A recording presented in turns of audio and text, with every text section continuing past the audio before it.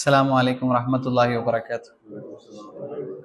அல்ஹம்துலில்லாஹி ரப்பில் ஆலமீன் வஸ்ஸலாத்து வஸ்ஸலாமு அலா அஷ்ரஃபில் அன்பியாஇ வல் முர்சலீன் வ அலா ஆலிஹி வஸஹ்பிஹி வ மன் தபிஅஹும் பி இஹ்சானின் இலா யௌமித்தீன். அம்மா பஅத். சுப்ஹானக லா இல்ம லனா இல்லா மா அல்லம்தனா இன்னக அன்தல் அலீமுல் ஹக்கீம். அல்லாஹும்ம ரப்பி இஷ்ரஹ் லி ஸத்ரி வ யஸ்ஸிர் லி அம்ரி வஹ்லுல் உக்ததம் மின் லிசானி யஃப்கஹு கௌலி. அல்லாஹும்ம ரப்பனா ஸித்னா இல்மன் நாஃபியா. எல்லா புகழும் அகிலங்கள் அனைத்திற்கும் ஏகரைவனாகிய தூணின்றி வான் படைத்த அல்லாஹ் ரபுல் ஆலமீன் ஒருவனுக்கே உரித்தானதாகும். அவனது சாந்தியும் சமாதானமும் அவருடைய இறுதி தூதர் முஹம்மது ரசூலுல்லாஹ் ஸல்லல்லாஹு அலைஹி வஸல்லம் அவர்கள் மீதும், அவர்களை பின்பற்றி வாழ்ந்த சத்திய சஹாபாக்கள், தாபீன்கள், தபா தாபீன்கள், உலமாக்கள், நல்லோர்கள், நாம் நேசிப்பவர்கள், நம்மை நேசிப்பவர்கள், குறிப்பாக இங்கே அமர்ந்திருக்கக்கூடிய நம் மீதும் நம்முடைய குடும்பத்தார் மீதும் அல்லாஹுடைய கருணை பார்வை நிலைத்திருக்கட்டுமாக. எல்லாம் வல்ல அல்லாஹ்வின் நல்லடியார்களே, போன வாரம் நாம் இமாம் அபூ ஹனீஃபா ரஹிமஹுல்லா அவர்களுடைய வரலாற்றில் சில பகுதிகளை, அதனுடைய படிப்பினைகள் எல்லாமே நம்ம பார்த்தோம். அப்போது இமாம் அபூ ஹனீஃபா ரஹிமஹுல்லா எந்த வருஷம் பிறந்தாங்க? ஹிஜ்ரி ஞாபகம் இருக்கா? 80. மாஷா அல்லாஹ். ஹிஜ்ரி 80 பிறந்தாங்க, ஹிஜ்ரி 150 மரணிக்கிறாங்க. அதற்கு பிறகு வந்த இமாமான இமாம் மாலிக் ரஹிமஹுல்லா அவர்களுடைய வாழ்க்கை வரலாறு தான் இன்னைக்கு இன்ஷா அல்லாஹ் பார்க்கிறோம். இமாம் மாலிக் ரஹிமஹுல்லா அவர்கள் ஹிஜ்ரி 93 பிறக்கிறாங்க. இமாம் அபூ ஹனீஃபா ரஹிமஹுல்லா அவர்கள் பிறந்து 13 வருஷத்துல இமாம் மாலிக் ரஹிமஹுல்லா அவர்கள் பிறக்கிறாங்க. இமாம் மாலிக் ரஹிமஹுல்லா அவர்கள் மதீனாவில் பிறக்கிறாங்க. இமாம் அபூ ஹனீஃபா அவர்கள் கூஃபா அந்த பகுதியில், இமாம் மாலிக் ரஹிமஹுல்லா அவர்கள் மதீனாவில் தான் பிறக்கிறாங்க. மதீனாவில் தான் பிறந்தாங்க, மதீனாவில் தான் வாழ்ந்தாங்க, மதீனாவில் தான் மரணிச்சாங்க. எந்த அளவுக்கு இமாம் மாலிக் இருந்தாங்கன்னா, மதீனா விட்டு வெளியே போக மாட்டேங்கிற அளவுக்கு இருந்தாங்க. மக்காவுக்கு ஹிஜ்ரத் உம்ராக்கு ஹஜ்ஜுக்கு போகிறதுக்காக மட்டும்தான் மதீனாலேருந்து வெளியேறுவாங்களே தவிர மதீனா பூமியை விட்டு வேற எதுக்காகவுமே வெளியே போக மாட்டேன், அந்த அளவுக்கு ரசூல் ஸல்லல்லாஹு அலைஹி வஸல்லமோடு நேசத்தோடு அவங்க இருந்தாங்க. இப்போ இமாம் மாலிக் அவர்கள் 93 ஹிஜ்ரியில் பிறக்கிறாங்க, 179 மரணிக்கிறாங்க. 86 வருடங்கள் வாழ்ந்தாங்க இமாம் மாலிக் ரஹிமஹுல்லா. இமாம் மாலிக் ரஹிமஹுல்லாவுடைய பெயர் பார்த்தீங்கன்னா, அதாவது அவர்களை அவருடைய உண்மையான பெயர் மாலிக் இப்னு அனஸ் இப்னு மாலிக். மாலிக் இப்னு அனஸ், வாப்பா பேரு அனஸ், அவங்களுடைய வாப்பா பேரு மாலிக். அன்றைய காலத்துல நிறைய பேருக்குடைய பெயர்கள் இப்படி இருந்துச்சு, வாப்பாவோட பேரை பையனுக்கு வைப்பாங்க அந்த மாதிரி. இவங்களோட பேர் என்ன அப்படின்னா, மாலிக் இப்னு அனஸ் இப்னு மாலிக் இப்னு அபு ஆமிர். இந்த பேர் நம்ம தெரிஞ்சு வச்சுக்கணும், அதுக்காக நான் சொல்றேன். அனஸ் இப்னு மாலிக்னு ஒருத்தர் இருக்காரு, அவர் வேற, அவர் சஹாபி. இப்ப இவருடைய வாப்பா பேரை பார்த்தீங்கன்னா அனஸ் இப்னு மாலிக் தான், ஆனா அந்த அனஸ் இப்னு மாலிக் வேற, இவர் வேற. அப்ப மாலிக் இப்னு அனஸ் இப்னு மாலிக் இப்னு அபு ஆமிர் அப்படிங்கிறதா இவங்களோட பேரு. அபு அப்துல்லா அப்படின்னு சொல்லி புனை பெயர் இருக்குது. இது அல்லாத அவர்களுடைய சிறப்பு பெயரை பார்த்தீங்கன்னா, அதாவது இமாமுல் தாருல் ஹிஜ்ரா அப்படின்னு சொல்லுவாங்க. இமாமுல் தாருல் ஹிஜ்ரா. தாருல் ஹிஜ்ரானா எந்த இடம்? மதீனா. ஹிஜ்ரத் செஞ்சு வந்த இடம் தான் மதீனா. அதனால இமாமுல் தாருல் ஹிஜ்ரான்னு சொல்லுவாங்க, அல்லது இமாமுல் மதீனா, மதீனாவுடைய இமாம் அப்படின்னு சொல்லி இமாம் மாலிக் ரஹிமஹுல்லா அவர்களை சொல்லுவாங்க. மதீனா பெற்றெடுத்த ஒரு பொக்கிஷம் அப்படின்னு சொல்லுவாங்க இமாம் மாலிக். இமாம் மாலிக் ரஹிமஹுல்லா அவர்களுடைய குடும்பத்தை நம்ம பார்க்கக்கூடிய நேரத்துல, இவருடைய குடும்பமே பரம்பரை பரம்பரையாக இஸ்லாத்திற்காகவே வாழ்ந்தவர்கள், இஸ்லாமிய கல்விக்காகவே வாழ்ந்தவர்கள் தான் இமாம் மாலிக் ரஹிமஹுல்லாவுடைய குடும்பத்தார்கள். அது பின்னால வரும் இன்ஷா அல்லாஹ்.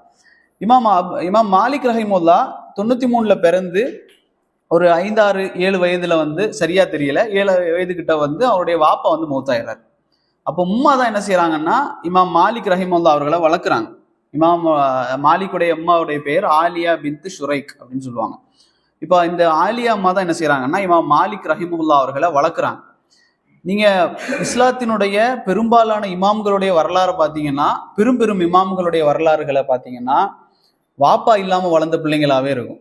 இமாம் மாலிக், அதே போல இமாம் ஷாஃபி, இவருக்கு அடுத்தது இமாம் ஷாஃபி ரஹிமஹுல்லா, அதே போல இப்னு தைமியா ரஹிமஹுல்லா, இப்னு ஹஜர் அல் அஸ்கலானி, அதே போல புகாரி, இமாம் புகாரி, இப்படி எல்லாரையும் பார்த்தீங்கன்னா வாப்பா சின்ன வயசுலேயே மௌத்தாயிருப்பாங்க.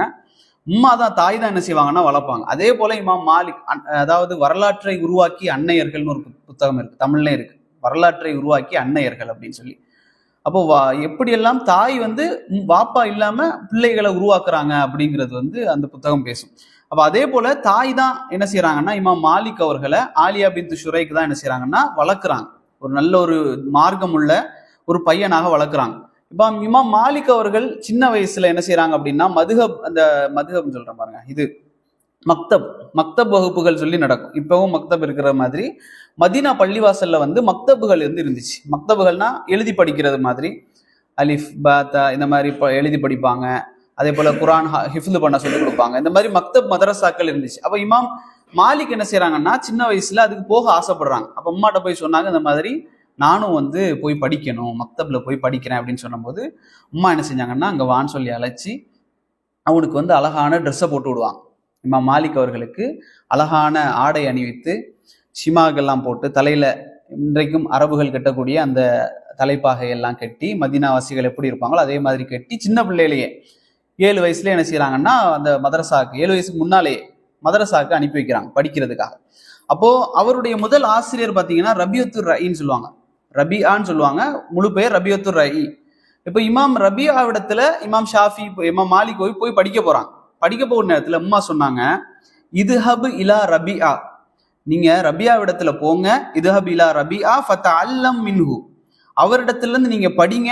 என்ன படிங்க? அவங்க சொல்றாங்க, அதபஹு கப்லல் இல்மி, அவர்கிட்ட இருந்து நீங்க அறிவை படிக்கிறதுக்கு முன்னால, இல்ம படிக்கிறதுக்கு முன்னால அவர்கிட்ட இருந்து அதப படிங்க அப்படின்றாங்க. நல்ல ஒழுக்கத்தை ரபியா இடத்துல இருந்து படிங்க அப்படின்றாங்க. ரபியா என்பவர் வந்து ஒரு தாபி, இமாம் மாலிக் தபா தாபி. இமாம் ரபியா வந்து சஹாபாக்கள்ட்ட இருந்து படிச்ச ஒரு தாபி. அவர் வந்து அதபுல வந்து மிக நல்லொழுக்கம் உள்ளவரா இருந்தார். நடத்தையில குணத்துல வந்து மிக சிறந்த ஒரு மனிதரா இருந்தார். அப்ப அம்மா என்ன சொல்றாங்கன்னா, இதுஹப் இலா ரபியா, ரபியா இடத்துல போங்க, ஃபதஅல்லம் மின்ஹு, அவர்கிட்ட இருந்து படிங்க, அதபஹு கப்லல் இல்மி, அறிவுக்கு முன்னால அதப படிங்க. அப்ப இன்றைக்கு நீங்க பாருங்க, நம்மள்ட்ட இருக்கக்கூடிய பெரும்பாலான ஆசிரியர்கள், டீச்சர்ஸ், இவங்கெல்லாம் பாத்தீங்கன்னா பல கிரிமினல் வேலைகள்லாம் பண்ணக்கூடியவங்களா இருக்கிறாங்க. அதே போல பாதிரியார்களை எடுத்துக்கொள்ளலாம், அல்லது இஸ்லாத்தின் பெயரால் இருக்கக்கூடிய எத்தனையோ குரு சொல்லக்கூடியவங்கலாம் இருக்கலாம். அதபுல வந்து ரொம்ப மோசம். அவங்கள்ட்ட வந்து சிரிச்சு கூட பேச முடியாது. அவங்கள்ட்ட சிரிச்சு பேச மாட்டாங்க, நம்மளோட எதுக்கு எடுத்தாலும் எரிஞ்சு விழுவாங்க. அந்த மமதை இருக்கும், நாங்க படிச்சுட்டோம் அப்படிங்கிற மமதை.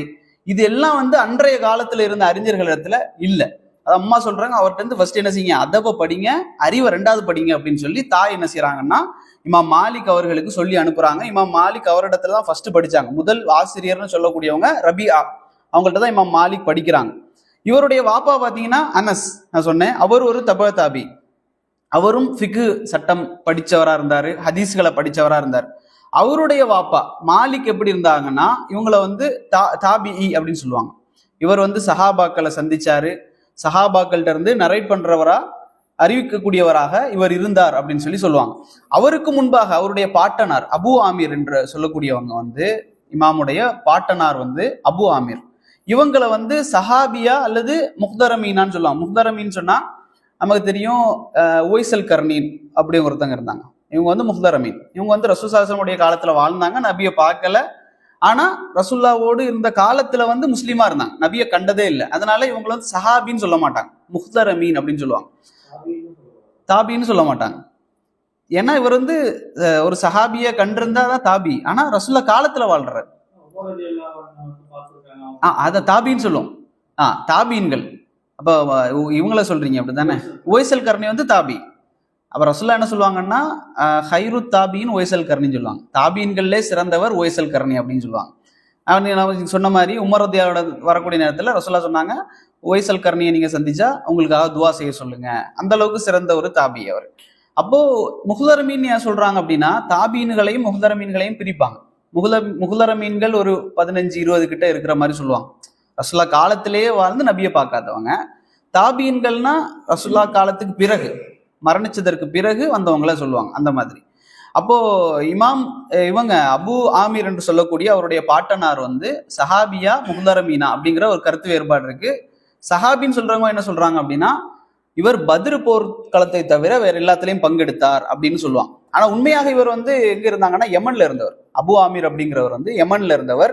இமாம் மாலிக் யமன், அவருடைய குடும்பம் வந்து யமன்ல இருந்து ஒரு கவர்னருக்கும் அவருக்கும் இடையில ஒரு சின்ன ஒரு மசாலா ஏற்பட்ட நேரத்துல அதுக்கு தீர்ப்பு கேட்பதற்காக மதீனா வந்தாங்க இமாம் அபு ஆமீர் அவர்கள்.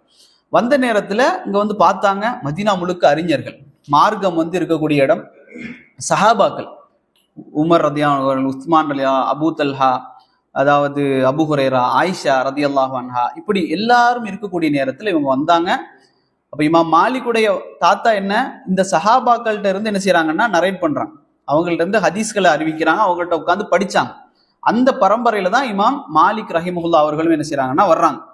இப்ப ஆரம்பத்துல இவர்களுக்கு அந்த அளவுக்கு ஈடுபாடு இல்லாம இருக்குது. மாலிக் ரஹிமஹுல்லா அவர்களுக்கு ஆரம்பத்துல ஈடுபாடு இல்லாம இருக்குது. அப்போ வாப்பா என்ன செய்யறாருன்னா சின்ன வயசுல என்ன சொல்றாருன்னா ஒரு கேள்வி கேட்கிறாரு. அப்போ இவருக்கு அண்ணன் சரியா பதில் சொல்றாரு. இமாம் மாலிக் அவர்கள் அந்த அளவுக்கு பதில் சொல்லல. அப்போ வாப்பா சொன்னாரு, நீ இந்த புறா வளர்க்குற, இந்த புறாக்களோட நீ வளர்ந்து வளர்ந்து வளர்ந்து புறா உன்னை கெடுத்துருச்சு அப்படின்னு சொல்றாரு. அதுக்கு சாப்பாடு போடுறத வளர்க்குறது அப்படி. அதுக்கு பிறகு அவர் படிக்க ஆரம்பிச்சார் அப்படின்னு சொல்லுவாங்க. இமாம் மாலிக் ரஹிமஹுல்லா அவர்கள் அதற்கு பிறகு படிக்க ஆரம்பிச்சாங்க.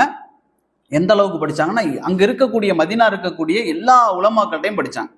அதுல மிக முக்கியமான ஒருத்தர் அப்துல் ரஹ்மான் இப்னு ஹுர்முஸ் அப்படிங்கிற ஒரு பெரிய ஒரு ஃபக்கீஹ்னு சொன்னா ஃபுகஹாக்கள். ஃபிக்குனா தெரியும் தானே, அதாவது சட்டங்களை படிக்கிறது, இஸ்லாத்தினுடைய சட்டங்களை படிக்கிறது தான் ஃபிக்கு. இதை ஃபுகஹாக்கள் சொன்னா அந்த சட்டங்களை சொல்லக்கூடியவங்க. அப்போ ஃபுகஹாக்கள் அன்றைக்கு மதீனால நிறைஞ்சிருந்தாங்க. அதுல ஒருத்தர் தான் அப்துல் ரஹ்மான் இப்னு ஹுர்முஸ். அவங்கள்ட்ட 8 வருஷம் படிக்கிறாங்க. இமாம் மாலிக் அவர்கள் அவரிடத்துல 8 வருஷம் படிச்சாங்க. அதிகாலையில போவாங்க, காலையிலே போவாங்க இமாம் மாலிக் அவர்கள். இரவுல தான் என்ன செய்வாங்கன்னா வீடு திரும்புவாங்க. அந்த அளவுக்கு தினமும் போய் படிக்க ஆரம்பிச்சாங்க. டேட்ஸ் பேர்த்தம்பழத்தை எடுத்துட்டு போவாங்க.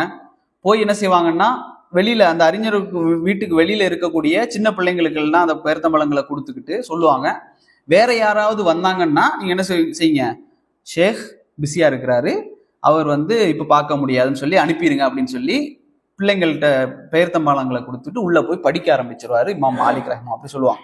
அதுல மிக முக்கியமான ஒரு அறிஞர் தான் இப்னு ஷிஹாப் அஸ்-ஸுஹ்ரி அப்படிங்கிற ஒரு அறிஞர், பெரிய ஒரு அறிஞர். இப்ப இமாம் இப்னு ஷிஹாப் அஸ்-ஸுஹ்ரிட்ட இமாம் அவர்கள் படிக்க ஆரம்பிச்சாங்க. ஒரு நாள் பெருநாள் வருது. பெருநாள் தினத்துல என்ன ஆகுது அப்படின்னா, பெருநாள் எல்லாருமே கொண்டாடுறாங்க. இமாம் மாலிக் என்ன செய்யறாரு, பெருநாள் தினத்திலையும் இப்னு ஷிஹாப் அஸ்-ஸுஹ்ரி வீட்டுக்கு போயாச்சு. அங்க போய் கதவை தட்டுறாரு. அப்போ அங்க இப்னு ஷிஹாப் அஸ்-ஸுஹ்ரி சொல்றாங்க, மனைவி இடத்துல போய் கதவை யாருன்னு பாருங்க அப்படின்னு பாக்குறாங்க. இவர் பெருநாள் தினத்துல வந்திருக்காரு. அவருக்கு என்ன, நிறைய ஹதீஸ்களை படிக்கிறது தான் அவருக்கு பெருநாள் இமாம் மாலிக். அப்போ அங்க போனோன்னா அவர் இன்னைக்குமா சரி அப்போ வாங்கன்னு உள்ள அழைச்சாச்சு. உள்ள அழைச்ச உடனே இமாம் மாலிக் வந்தாங்க. என்ன விஷயம் கேட்டாங்க. கேட்ட உடனே இமாம் மாலிக் சொன்னாங்க, எனக்கு ஹதீஸ்களை இன்னைக்கு படிச்சுட்டாங்க. ஏன்னா இன்னைக்கு பெருநாள், எல்லாருமே பெருநாள் கொண்டாடுறாங்க, நீ ஃப்ரீயா இருப்பீங்கன்னு தெரியும், எனக்கு படிச்சுட்டாங்க அப்படின்னு உட்கார்றாங்க. அப்போ இமாம் இப்னு ஷிஹாப் அஸ்-ஸுஹ்ரி அவர்கள் 40 ஹதீஸ்களை படிச்சு கொடுக்குறாங்க. இமாம் மாலிக் அவர்களுக்கு 40 ஹதீஸ்களை படிச்சு கொடுத்து அதனுடைய விளக்கங்களை எல்லாம் படிச்சு கொடுக்குறாங்க. இமாம் மாலிக் அவர்கள் எல்லாத்தையும் கேட்டாங்க. கேட்டு முடிச்சுட்டு சொன்னாங்க, இன்னும் அப்படின்றாங்க. அப்ப இமாம் இப்னு ஷிஹாப் சொல்றாங்க, முடிஞ்சது, நீ நாளைக்கு வா அப்படின்னு. இவர் சொல்றாரு, இல்ல எனக்கு இன்னும் படிச்சுட்டாங்க அப்படின்னு. அப்போ அவருக்கு சந்தேகம், அது என்ன 40 ஹதீஸ் படிச்சு முடிச்சுட்டு இன்னும் கேட்கிறாரு, நீ ஃபர்ஸ்ட் படிச்சு நான் இப்ப சொல்லி தந்ததெல்லாம் நீ எனக்கு திருப்பி சொல்லு, அப்புறம் நான் என்ன செய்யறேன் உனக்கு அடுத்தது சொல்லித்தாரேன், 41ல இருந்து சொல்லித்தாரேன் அப்படி. அப்ப இவர் என்ன செய்யறாருன்னா சரசரன்னு இமாம் மாலிக் அவர்கள் அந்த 40 ஹதீஸிலே சொல்லி அதனுடைய விரிவுரைகள் அந்த ஷரஹை என்ன செய்யறாங்கன்னா சொல்லிடுறாங்க. அப்ப இமாம் இப்னு ஷிஹாப் அறிந்து கொண்டார்கள், இவர் பெரிய ஒரு கடல் அப்படின்னு. அவங்க சொன்னாங்க, நீ ஒரு அறிவு பெட்டகம் அப்படின்னு சொல்றாங்க. இமாம் இப்னு ஷிஹாப் சொல்லுவாங்க மாலிக்க, இமாம் மாலிக் ஒரு அறிவு பெட்டகம், அவர் ஒரு கடல், அவர் ஒரு பொக்கிஷம், வெசல் ஆஃப் நாலேஜ் அப்படின்னு சொல்லுவாங்க இமாம் மாலிக் அவர்களை. அப்ப இமாம் மாலிக் அவர்கள் அப்படி படிக்க ஆரம்பிச்சாங்க. பெரும் அறிஞர்கள் ஆயிஷா பின்த் சஅத் இப்னு அபி வக்காஸ், யஹீத் இப்னு சயீத், அதே போல அப்துல்லா இப்னு தீனார் போன்ற பெரிய பெரிய அறிஞர்கள்ட்ட படிச்சாங்க. இதுல மிக முக்கியமான ஒரு அறிஞர் தான் நாஃபி அப்படின்னு சொல்லக்கூடிய ஒரு அறிஞர். நாஃபி அப்படிங்கிற ஒரு அறிஞர்கிட்ட படிச்சார். இமாம் நாஃபி யார் அப்படின்னு சொன்னா, உமர் ரதியாவுடைய பையன் இருக்காருல்ல அப்துல்லா இப்னு உமர், இந்த அப்துல்லா இப்னு உமர் விடுதலை செய்யப்பட்டு அவங்க விடுதலை செய்யப்பட்ட ஆளு தான் யாருன்னா நாஃபி. இவங்க ஒரு பெரிய ஒரு தாபி. அவங்க வாழ்ந்த காலகட்டம் முழுக்க அப்துல்லா இப்னு உமரோடய வாழ்ந்தாங்க இமாம் நாஃபி. அப்ப இமாம் நாஃபி கிட்ட இமாம் மாலிக் அவர்கள் படிச்சாங்க. இமாம் புகாரி என்ன செய்வார்னா, இந்த நம்ம படிச்சோம்ல ஹதீஸ் கலை படிக்கக்கூடிய நேரத்துல அறிவிப்பாளர் தொடர் படிச்சோம். இதுல இமாம் புகாரி சொல்லுவாங்க, சில்சிலத்து தஹபுன்னு சொல்லுவாங்க, அதாவது கோல்டன் செயின், தங்க சங்கிலி, தங்க கோர்வை அப்படின்னு சொல்லக்கூடிய அந்த அறிவிப்பாளர் தொடர்ல யார் இருப்பாங்க அப்படின்னா, ரசூலுல்லாஹ்விடத்துல இருந்து 3 பேர் இருப்பாங்க. ரசூலுல்லாஹ் ஸல்லல்லாஹு அலைஹி வஸல்லம், அவர்கிட்ட இருந்து இப்னு உமர், இப்னு உமர்கிட்ட இருந்து நாஃபியிட்ட இருந்து இமாம் மாலிக். இதுதான் அந்த அறிவிப்பாளர் தொடர், கோல்டன் செயின் சொல்லுவாங்க. இப்ப இந்த கோல்டன் செயினுடைய ஒரு ஆள் தான் யாருன்னா இமாம் நாஃபி. ஏன்னா இமாம் நாஃபி இமாம் அப்துல்லா இப்னு உமர் ரலியல்லாஹு அன்ஹு இடத்துல இருந்து அறிவிப்பாங்க, அப்துல்லா இப்னு உமர் ரசூல் ஸல்லல்லாஹு அலைஹி வஸல்லம் இடத்துல இருந்து அறிவிப்பாங்க. அதை இமாம் மாலிக் என்ன செய்வாங்கன்னா ஆசிரியர்கிட்ட இருந்து அறிவிப்பாங்க. இது கிட்டத்தட்ட ஒரு 40 ஹதீஸ் சஹீஹா வருது. இந்த கோல்டன் செயின்ல இருக்கக்கூடிய ஹதீஸ்கள். அப்ப இதுக்கு சொந்தக்காரர் யாருன்னா இமாம் நாஃபி. அந்த அறிஞரிடத்துல இமாம் மாலிக் அவர்கள் என்ன செஞ்சாங்கன்னா உட்கார்ந்து படிக்க ஆரம்பிச்சாங்க. மாலிக் ரஹிமஹுல்லாஹ் சொல்றாங்க, நான் எனது கையால் 1,00,000 ஹதீஸ்களை எழுதினேன் அப்படின்னு சொல்றாங்க. 1,00,000 ஹதீஸ்களை இமாம் மாலிக் அவர்கள் தங்களுடைய கையால எழுதியிருக்கிறாங்க. அதே போல இமாம் அவர்கள் சொல்றாங்க, இமாம் பத்தி சொல்லக்கூடிய நேரத்தில் அவருக்கு மாணவர்கள் நிறைய இருந்தாங்க. எப்படி ஆசிரியர்கள் இருந்தார்களோ அதே போல மாணவர்கள் நிறைய பேர் இருந்தாங்க. அப்ப இமாம் 1000க்கு மேல இருந்தாங்க. காதி இயால் சொல்றாங்க 1300க்கும் மேற்பட்ட மாணவர்கள் இமாம் மாலிக் ரஹிமஹுல்லாஹ் அவர்களுக்கு இருந்தார்கள் அப்படின்னு சொல்லி. ஆனா இமாம் அவர்கள் எப்போ தங்களுடைய அந்த மார்க்க தீர்ப்புகளை கொடுக்க ஆரம்பிச்சாங்க அப்படின்னு சொன்னா 17 வயசுலேயே கொடுக்க ஆரம்பிச்சிட்டாங்க. 17 வயசுலேயே இமாம் மாலிக் ரஹிமஹுல்லாஹ் அவர்கள் ஃபத்வாக்களை கொடுக்க தகுதியானவராக, ஹிஜ்ரி 110 93ல பிறக்கிறாங்க. ஹிஜ்ரி 110 ஃபத்வாக்களை கொடுக்கக்கூடிய அளவுக்கு இமாம் மாலிக் ரஹிமஹுல்லாஹ் அவர்கள் அறிவுல வளர்ந்துட்டாங்க. அவங்க சொல்லுவாங்க, எனக்கு மேலாக இருக்கக்கூடிய அறிஞர்கள் அவர்கள் என்ன செய்யறாங்கன்னா அங்கீகாரம் கொடுக்குறாங்க. இன்றைக்கு வரைக்கும் நீங்க பாப்பீங்க, இமாம் மாலிக்கு முன்னாடி வாழ்ந்த அறிஞர்களும் அவருக்கு பின்னால வந்த எல்லா அறிஞர்களும் ஏற்றுக்கொள்ளப்பட்ட ஒரு இமாமாக இமாம் மாலிக் ரஹிமஹுல்லாஹ் அவர்கள் இருப்பாங்க. அப்போ ஏன் இதை சொல்றேன் அப்படின்னா, இமாம் புகாரி இருக்காங்கல்ல, அவங்களுக்கு கூட விமர்சனங்கள் இருக்கு, இவர் அந்த கொள்கை இந்த கொள்கை அப்படின்னு. ஆனா இமாம் மாலிக்கு அப்படி எதுவுமே இல்லை, எல்லோரும் நேசிக்கக்கூடிய ஒரு ஆள். இமாம் ஷாஃபி அதே போலதான், இமாம் மாலிக் அதே போலதான், எல்லா உலமாக்களும் அங்கீகரித்த ஒரு மனிதராக இமாம் மாலிக் அவர்கள் இருப்பார்கள். அப்போ ஏன்னா அன்னைக்கு இமாம் மாலிக்க போல நிகரான ஒரு ஆள் அந்த உலகத்துல இல்லை அப்படின்னு சொல்லக்கூடிய அளவுக்கு மிக உயர்ந்த ஒரு தரத்துல இருந்தாங்க. ஏன்னா முதல் ஹதீஸ் புத்தகமே அவங்க தான் உருவாக்குறாங்க. முதல் ஹதீஸ் புத்தகம் முஅத்தா அப்படின்னு சொல்லுவாங்க, முஅத்தா மாலிக் அப்படின்னு சொல்லுவாங்க. இன்னைக்கும் இந்த கடைகள்ல போய் பாத்தீங்கன்னா கிடைக்கும், அரபிக்ல இருக்கு, இங்கிலீஷ்ல எல்லாம் இருக்கு, முஅத்தா மாலிக்னு சொல்லி. இப்போ இதுல அவங்க என்ன செய்யறாங்கன்னா முதலாக ஹதீஸ்களை எல்லாம் கோர்த்து அந்த புத்தகத்தை பாத்தீங்கன்னா அதுல ஹதீஸ்களும் இருக்கும், சட்டங்களும் இருக்கும், ஃபிக்ஹும் இருக்கும், சட்டங்களும் இருக்கும். அந்த மாதிரி தொகுத்திருப்பாங்க இமாம் மாலிக் அவர்கள். அப்ப ஹதீஸை தொகுத்த முதல் அறிஞராக இமாம் மாலிக் அவர்கள் முஅத்தாவை தொகுக்கிறாங்க. 70க்கும் மேற்பட்ட இமாம்கள்கிட்ட கொடுத்து என்ன செய்யறாங்கன்னா அதை சரி பார்க்கறாங்க. முஅத்தாவை எழுதி 70க்கும் மேற்பட்ட பெரிய உலமாக்கள்கிட்ட கொடுத்து அதை சரி பார்க்கறாங்க. சரி பார்த்து அவங்க சரி அப்படின்னு சொன்னதற்கு பிறகுதான் அந்த புத்தகத்தை அவங்க என்ன செய்யறாங்கன்னா படிப்பதற்காக, சொல்லி கொடுக்கறதற்காக என்ன செய்யறாங்கன்னா வெளியிடுறாங்க. ஏற்றுக்கொள்ளப்பட்டது அப்படிங்கிற பேர் தான் அந்த முஅத்தா. ஏற்றுக்கொள்ளப்பட்டதுங்கிற பேரை வச்சு அதை என்ன செய்யறாங்கன்னா வெளியிடுறாங்க.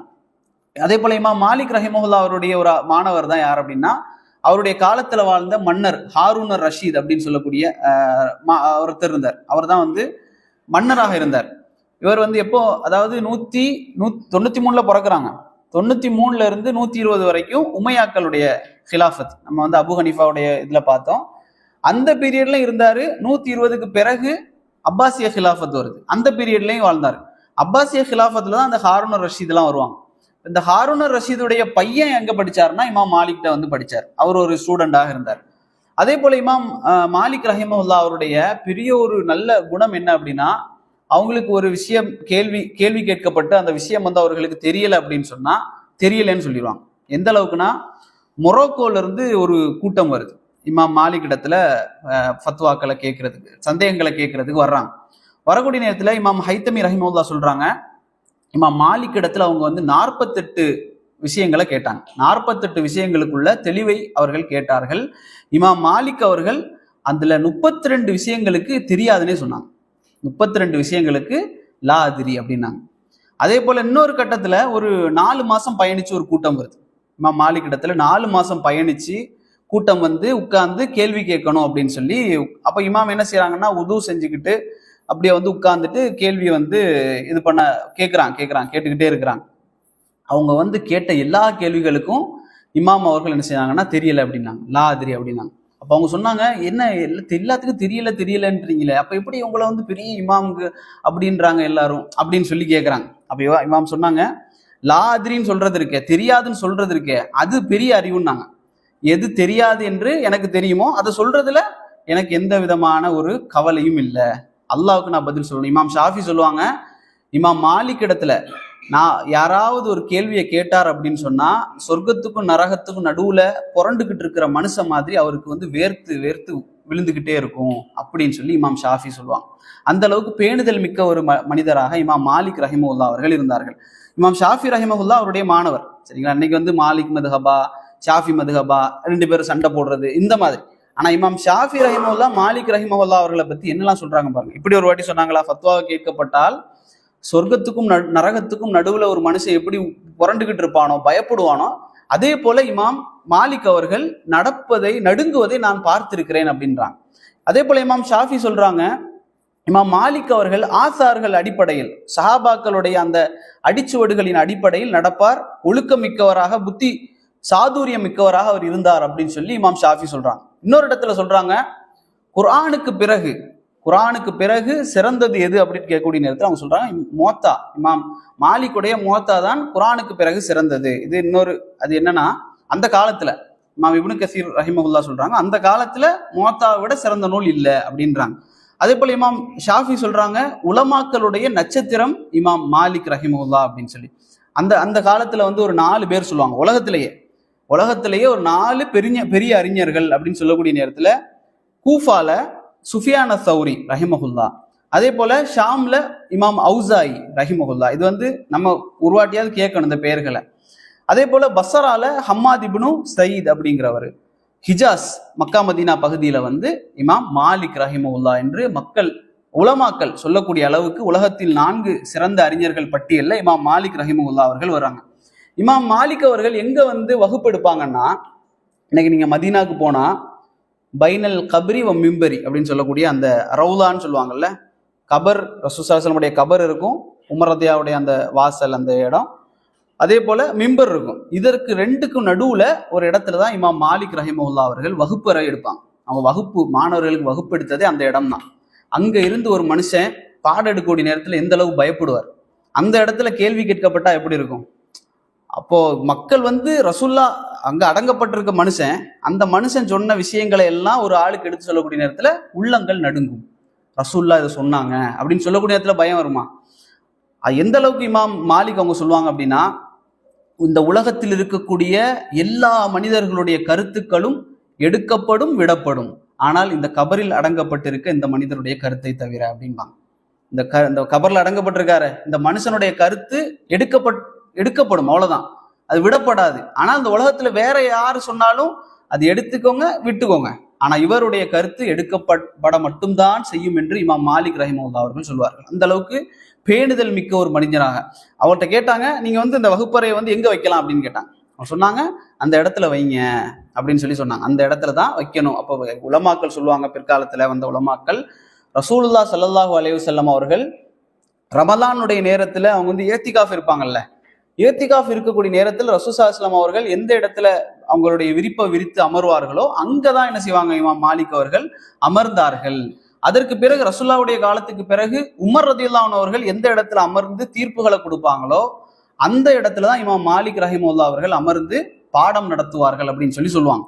அதே போல இமாம் மாலிக் ரஹிமஹுல்லா ஒரு சம்பவம் பாடம் எடுத்து நேரத்துல ஒரு மனிதர் வந்தார், கேட்டாரு, அல்லாஹ் எங்க இருக்கிறான் அப்படின்னு கேட்டார். அல்லாஹ் எங்க இருக்கிறான் சொல்லுங்களேன். அரிசிக்கு மேல. சரி, இதே மாதிரி கேட்கிறார் அந்த ஆளு, அல்லாஹ் எங்க இருக்கிறான் அப்படின்னு சொல்லி. அப்போ குர்ஆனுடைய வசனம் என்ன, அல்லாஹ் எங்க இருக்காங்க, அல அர்ஷிஸ்தவா, அப்படி அர்ஷிக்கு மேலாக உயர்ந்திருக்கிறான் அப்படிங்கிறது. அப்ப அந்த மனிதர் திருப்பி கேட்டாரு இமாம் மாலிக் இடத்துல, எப்படி இருக்கிறான் அப்படின்னு சொல்லி கேட்டார். இமாம் மாலிக் சொன்னாங்க, அல்லாஹ் எங்க இருக்கிறான் என்று கேட்பது நல்ல கேள்வி, அது பதில் சொல்லப்பட வேண்டிய கேள்வி. அல்லாஹ் அர்ஷிக்கு மேலாக இருக்கிறான். எப்படி இருக்கான் அப்படிங்கறத கேட்பது என்ன, பிதத். இந்த முபுத்ததீனை தூக்கி வெளியே போடுங்கன்னாரு. அந்த பிதத்வாதியை தூக்கி வெளியே போடுங்க, எப்படி இருக்கிறான்னு கேட்க கூடாது. அல்லாஹ் அர்ஷிக்கு மேலாக உயர்ந்திருக்கிறான். இதுக்கு பின்னால காலகட்டத்துல வந்த வழிகட்ட கூட்டங்கள் கேள்வி எப்படி கேட்டாங்கன்னா, அந்த கேள்வி கேட்டா சில நேரங்கள்ல நீங்களே குழம்பிடுவீங்க. என்ன கேட்டாங்கன்னா, அர்ஷ் இருக்குது, அல்லாஹ் அதுக்கு மேல இருக்கிறான். இப்போ அர்ஷ் அல்லாஹ்வை விட பெருசா, அல்லாஹ்வை விட சின்னதா, அல்லாஹ்வுக்கு சமமானதா? அல்லாஹ்வை விட அர்ஷ் பெருசுனா அல்லாஹ் அக்பர் நம்ம எப்படி சொல்ல முடியும்? அல்லாஹ் தானே எல்லாத்தையும் விட பெரியவன். அப்ப அர்ஷ் எப்படி அல்லாஹ்வை விட பெருசா இருக்கும்? அல்லது அர்ஷ் அல்லாஹ்வை விட சின்னதுன்னா அல்லாஹ் இதுல எப்படி உட்கார முடியும்? அல்லாஹ் சமம்னா அல்லாஹ்வுக்கு எதுவுமே சமம் இல்லையே, இப்படி எல்லாம் கேள்வி கேட்டான். அப்ப இதுக்காகத்தான் இவன் மாலிக் சொன்னாங்க, அல்லாஹ் அர்ஷுக்கு மேல இருக்கிறான், அவனுடைய அந்தஸ்துக்கு ஏற்ப அவன் இருக்கிறான், அவ்வளவுதான். அதை நம்புறது அக்கீதா, அதுல எப்படின்னு கேள்வி கேட்கறது பிதத். அந்த பிதத்வாதியை தூக்கி வெளியே போடுங்கன்னா, அதுக்கு பின்னால இப்போ இப்போ இந்த கேள்வியை யாராவது கேட்டாங்கன்னு வைங்களேன், நாம என்ன செய்யணும், அவருக்கு விளக்கம் கொடுக்கணும் இப்படிதான் சொல்லி. அப்ப இமாம்கள் என்ன சொல்லுவாங்கன்னா, அன்றைய காலத்துல 100 பேர் இருக்கிறாங்கன்னா அதுல ஒருத்தன் தான் குழப்பவாதி, அவனை தூக்கி வெளியே போட்டா கிளியர் ஆயிரும். ஆனா இன்னைக்கு 99 பேர் என்னதான் குழப்பத்துலதான் இருக்காங்க. அந்த ஒருத்தன் கேட்கிற கேள்விக்கு பதில் கொடுக்கலன்னா எல்லாருமே குழம்பிடுவாங்க, அதுக்கு பதில் கொடுக்கணும் அப்படின்னு சொல்லி இவ்வளவு மக்கள் சொல்லுவாங்க. இன்றைக்கு அப்படிலாம் வெளியே தூக்கி போடக்கூடாது அப்படின்னு சொல்றதுக்காக. அப்ப இமாம் மாலிக் ரஹிமஹுல்லா அவர்கள் அக்கீதால தெளிவாக இருந்தார்கள். அதே போல இன்னொருத்தர் வந்தாரு, ஈராக்ல இருந்து. அவங்க சொன்னாரு, அவருடைய மாணவர்ல ஈராக்ல இருந்து வந்தார் ஒருத்தர், வந்து சொன்னாரு, ஈராக் அல்லது யமன் சொன்னார் இமாம் மாலிக் ரஹிமஹுல்லா இடத்துல, சூஃபிகள்னு சொல்லி எங்க ஊர்ல கொஞ்சம் பேர் இருக்கிறாங்க, சூஃபிகள் சொல்லி எங்க ஊர்ல கொஞ்சம் பேர் இருக்கிறாங்க, அவங்கள பத்தி நீங்க என்ன நினைக்கிறீங்க? அப்ப இமாம் சொன்னாங்க, சூஃபிகள்னா என்ன செய்யறாங்க, அவங்க என்னென்ன செய்யறாங்க அப்படின்னு சொல்லி கேட்டாங்க. அப்ப அவங்க சொன்னாங்க, அவங்க நல்லா சாப்பிடுவாங்க, சாப்பிட்டதுக்கு பிறகு பாட ஆரம்பிப்பாங்க, அதுக்கு பிறகு ஆட ஆரம்பிச்சிருவாங்க, ஆடிக்கிட்டே இருப்பாங்க, பாடிக்கிட்டே இருப்பாங்க, சாப்பிடுவாங்க, நல்லா சாப்பிடுவாங்க. இப்போ இமாம் கேட்டாங்க, அவங்க பைத்தியக்காரங்களா அப்படின்னு கேட்டாங்க.